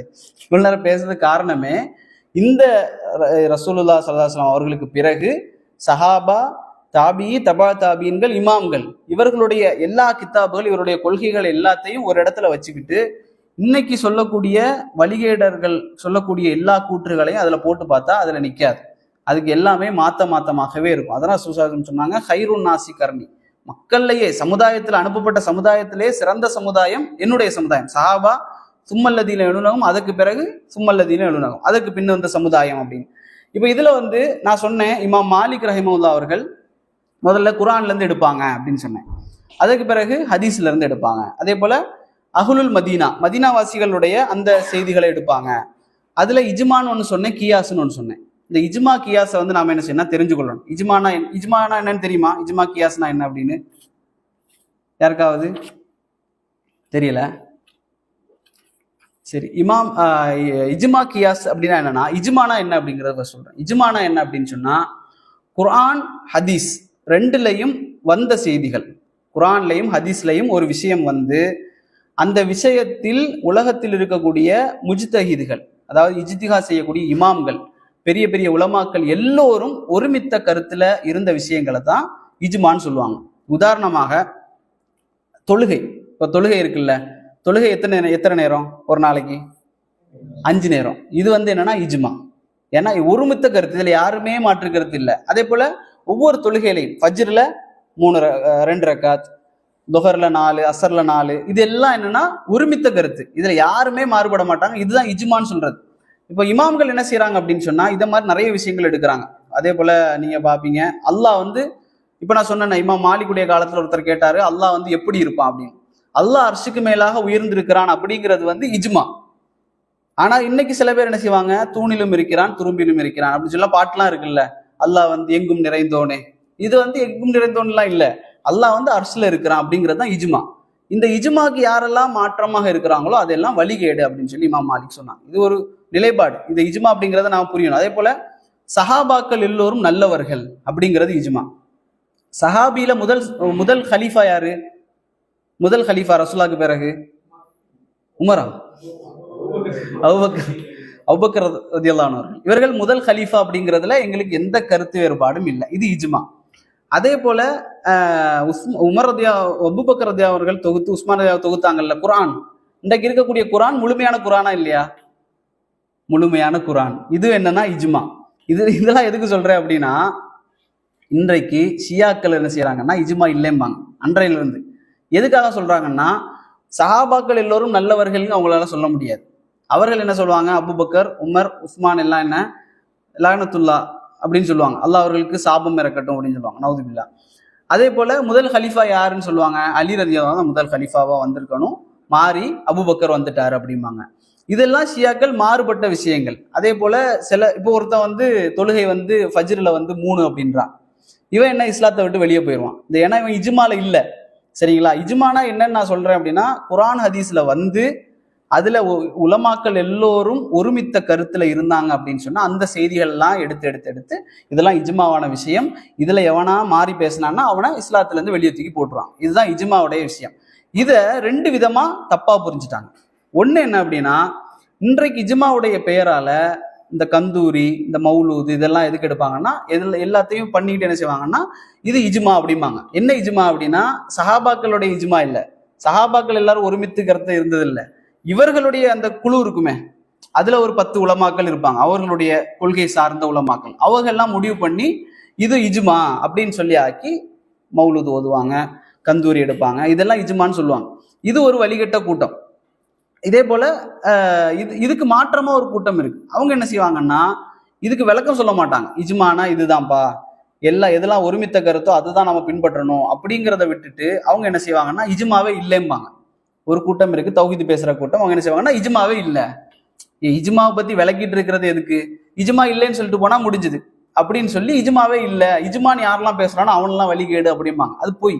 ஏன்னா ரெண்டு பேர் கிதாப் எழுதியிருக்காங்க இஜ்மான்னு சொல்லிட்டு, இமாம் இப்னு அப்துல் பர், அதே போல இப்னுல் முந்திர். இவருடைய கிதாபை எடுத்து பார்த்தீங்கன்னா ஒரு செய்தி அவங்க உதாரணமா காட்டுறது. அதுல என்ன வருது அப்படின்னா, தொழுகை இருக்குல்ல, நம்ம தொழக்கூடிய நேரத்துல முன்பக்கமும் பின்பக்கமும் மறைவிடம் இருக்குல்ல, இதை வந்து மறைக்கிறது இஜ்மான்னு எழுதியிருக்கிறாங்க. ஏன் அப்படி எழுதியிருக்கிறாங்கன்னா, இதை வந்து ஆதாரமா காட்டி யாராவது அப்படி தொழுவாங்களா, முன்பின் மட்டும் மறைச்சுக்கிட்டு யாராவது தொழுவாங்களா, இது இஜ்மால கொண்டு சேர்த்திருக்கிறீங்களே, இதை பின்பற்ற முடியுமா அப்படின்னு கேட்பாங்க. அந்த இஜ்மான் எதுக்கு சேர்த்தாங்க அப்படின்னா, இதுல வந்து கருத்து வேறுபாடே இல்லை. மற்றதுல எல்லாம் கருத்து வேறுபாடு இருக்கு. உடம்ப வந்து நெஞ்சை வந்து மறைக்கலாமா கூடாதா, கருத்து வேறுபாடு. அதே போல காலில் எந்த அளவுக்கு மறைக்கணும், இதுல கருத்து வேறுபாடு. இப்படி எல்லாத்துலயும் கருத்து வேறுபாடு இருக்கு. கை வந்து விரல் அசைக்கலாமா அசைக்க கூடாதா, கருத்து வேறுபாடு இருக்கு. அதை இஜ்மால எடுக்க மாட்டாங்க. தொப்பி அணியலாமா அணியக்கூடாதா, கருத்து வேறுபாடு, இஜ்மால எடுக்க மாட்டாங்க. தராவி தொழுகை 23 40 50 இதுல கருத்து வேறுபாடு, அதை இஜ்மால கொண்டு வர மாட்டாங்க. எதெல்லாம் வந்து உறுதியாக இருக்குதோ அதையெல்லாம் இஜ்மால வந்து என்ன செஞ்சாங்கன்னா கொண்டு வந்து பாதுகாத்திருக்கிறாங்க இமாம்கள். அப்ப இஜ்மா இல்லைன்னு சொல்லிடக்கூடாது. இஜ்மாங்கிற பெயர்ல நடக்கக்கூடிய அனாச்சாரங்கள் என்ன செய்யக்கூடாது, ஏத்துக்க கூடாது. ஆனா இஜ்மாங்கிறது ஒண்ணு இருக்கு அப்படிங்கிறத நாம புரியணும். அதே போல கியாஸ் அப்படின்னா என்னன்னா, கியாஸ்னா என்ன அப்படின்னா, இன்றைக்கு வந்து சிகரெட்டு புகைப்பிடிக்கிற பழக்கம் இருக்கு. இதுக்கு வந்து ஆதாரம் எடுக்கணும். குரான்ல தேடுங்க, ஹதீஸ்ல தேடுங்க. அதாவது புகைப்பிடித்தல் ஹராம் சொல்லி ரசூலுல்லாஹ் சொன்னாங்களா அப்படின்னு தேடினா கிடைக்காது. அதே போல நிறைய விஷயங்கள் நீங்க பார்க்கலாம், எதுவுமே கிடைக்காது. கஞ்சா வைக்கலாமா கூடாதா, குரான் ஹதீஸ்ல ஆதாரம் இல்லை. இப்போ என்ன செய்வாங்கன்னா, இதுதான் கியாஸ். கியாஸ்னா என்ன அப்படின்னு சொன்னா, அசல் ஒன்று இருக்கும். ரசூல் ஸல்லல்லாஹு அலைஹி வஸல்லம் காலத்துல மது அப்படிங்கிறது இருக்கு, இதுதான் அசல். நீங்க கியாஸ்ல படிச்சீங்கன்னா 4 விஷயம் வரும். அர்கானுல் கியாஸ் அப்படின்னு சொல்லி, இதை நீங்க தெரிஞ்சுக்கணும். ஒன்னு அசல் ரசூலுல்லாஹ் காலத்துல இருக்கும். 2வது ஃபரானா இன்றைக்கு இருக்கக்கூடிய அந்த பிரச்சனை. இந்த 2 இருக்குதா, இல்லத் காரணம், இதுக்கு 2க்கும் நடுவுல சேமான காரணம் இருக்கான்னு பார்ப்பாங்க. 4வது ஹுக்கும் கொடுப்பாங்க, அதனுடைய சட்டத்தை கொடுப்பாங்க. இப்போ மது இருக்குதா, மதுவை வந்து எடுத்து வைப்பாங்க, அந்த ஹதீஸை எடுத்து வச்சுட்டு இந்த புகைப்பிடித்தலை எடுத்து வைப்பாங்க. எடுத்து வச்சுக்கிட்டு இந்த 2க்கும் ஏதாவது சம்பந்தம் இருக்கான்னு பார்ப்பாங்க. பார்க்கக்கூடிய நேரத்தில் 2க்கும் என்ன இருக்கு, போதை இருக்கு. ரசூலுல்லாஹ் அந்த போதையும் தடை செஞ்சாங்க, அதனால அதே சட்டம் தான் இதுக்கும். அது போதை ஹராம் அப்படின்னா இதுவும் போதை தான், இதுவும் ஹராம் இப்படின்னு சொல்லி சட்டம் கொடுப்பாங்க. இது கியாஸ். இதுக்கு உதாரணம் என்ன அப்படின்னா, இன்றைக்கு வந்து டயபெட்டிஸ், நீரிழிவு நோயின்னு ஒன்று இருக்குல்ல, யூரின் வந்துகிட்டே இருக்கும். இவங்களுக்கு என்ன சட்டம் சொல்றது, ரசூலுல்லாஹி ஸல்லல்லாஹு அலைஹி வஸல்லம் காலத்துல இல்ல. அப்ப இதுக்கு எங்க இருந்து சட்டம் எடுப்பாங்கன்னா, நபியுடைய காலத்துல ஒரு பெண்மணி இருந்தாங்க, அவர்களுக்கு வந்து மாதவிடாய் வந்துகிட்டே இருந்துச்சு. அது வந்து இஸ்திஹாலான்னு சொல்லுவாங்க.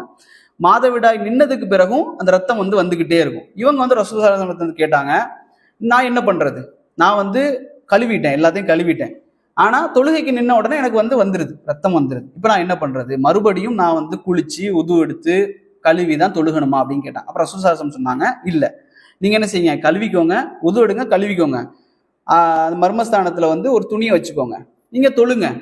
அதுக்கப்புறம் வருது அப்படின்னா பிரச்சனை இல்லை, ஏன்னா இது வந்து எக்ஸப்ஷனல், இது வந்து உங்களையும் தாண்டி வரக்கூடிய ஒரு நோய் அப்படிங்கறதுனால நீங்க தொழுகையை கண்டினியூ பண்ணுங்க, பிரச்சனை இல்லைன்னு சொன்னாங்க. இதே போலத்தான் இதை அப்படியே எடுத்து டயபெட்டிஸுக்கு வைப்பாங்க, நீரிழிவு நோய்க்கு வைப்பாங்க.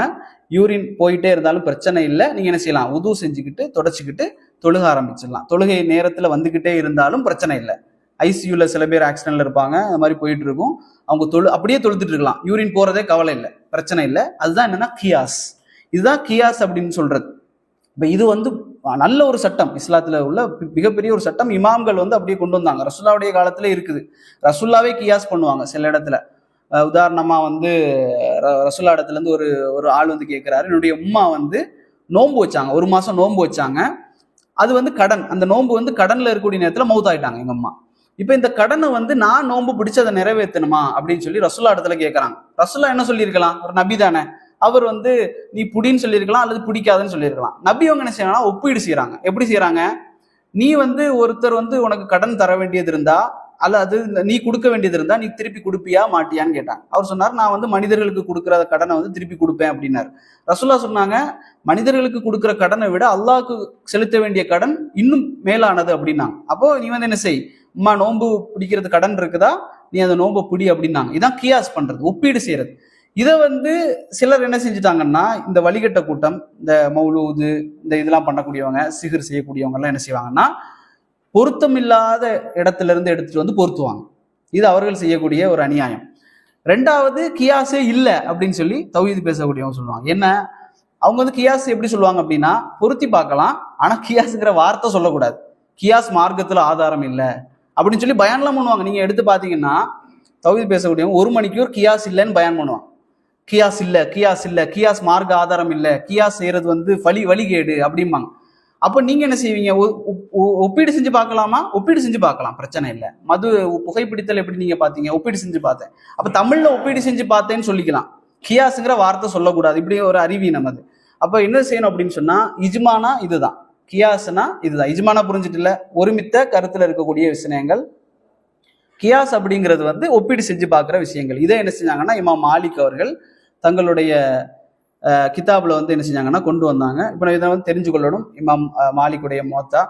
நம்ம வந்து பிள்ளைங்களுக்கு, நம்மளுடைய பிள்ளைகளுக்கு வந்து வரலாறுகளை படித்து கொடுக்கக்கூடிய நேரத்தில் முதலாவதாக கசசுல் அன்பியா, நபிமார்களுடைய கசஸ், அவருடைய வரலாறுகளை படித்து கொடுக்கணும். அதுக்கு பிறகு சீரத்துன் நபி, நபி ஸல்லல்லாஹு சீரா, அவருடைய வரலாறை படித்து கொடுக்கணும். அதுக்கு பிறகு தாரிகுல் சஹாபாக்களுடைய வரலாறு, அதுக்கு பிறகு தாரிகு தாபியின், தபா தாபியின், இமாம்கள், இப்படி இவருடைய வரலாறுகளை எல்லாம் நம்ம என்ன செஞ்சு படிச்சு கொடுக்கணும். இமாம் சலாஹுத்தீன் அய்யூபி ரஹிமஹுல்லாஹ், இமாம் இப்னு தைமியா, முகமது இப்னு அப்துல் வஹாப், இப்படி எல்லாத்தையுமே நம்ம படிச்சு கொடுத்தாதான் பிள்ளைங்க என்ன செய்யணும், வரலாறு தெரிஞ்சு வளரும். இன்னைக்கு வரலாறு தெரியாம ஒரு கூட்டம் என்ன செஞ்சு அப்படின்னு சொன்னா, ஃபர்ஸ்ட் இப்படி சொல்லிச்சு, இந்த இஜ்மா வழிகேடு, கியாஸ் வழிகேடு, மதுஹப் வழிகேடு, இப்படி சொல்லி எதுக்காக சொன்னாங்க, நல்ல நோக்கத்துக்கு, இவங்க பண்ற அநியாயங்கள், ஷிர்க், பித்அத்துலாம் ஒழிக்கிறதுக்காக இல்லைன்னு சொல்லி. இப்போ எந்த அளவுக்கு போயிட்டாங்க அப்படின்னு சொன்னா, இமாம்களை திட்ட ஆரம்பிச்சுட்டாங்க. இமாம் புகாரி என்ன நல்ல, அவர் என்ன முழுசா தெரிஞ்சவரா அப்படின்னு சொல்லி இமாம் புகாரியை குறைப்படுத்தினாங்க. அதுக்கு பிறகு தாபீன்கள், தபா தாபீன்கள் போய் சஹாபாக்களை குறைப்படுத்தினாங்க.